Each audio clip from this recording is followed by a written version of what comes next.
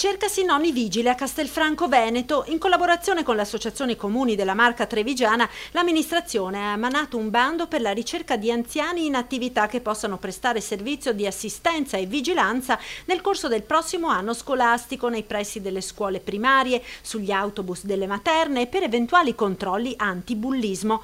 I requisiti per partecipare sono avere un'età compresa tra i 55 e i 70 anni, essere pensionati o in attesa di pensione, avere l'idoneità fisica adatta a ricoprire il ruolo di vigilante. Entro il 13 agosto i candidati dovranno presentare all'ufficio protocollo del comune la domanda.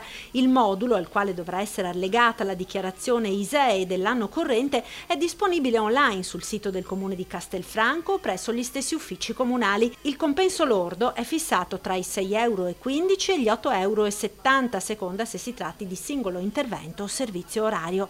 Il bando prevede anche un colloquio prova attitudinale che si terrà entro il mese d'agosto.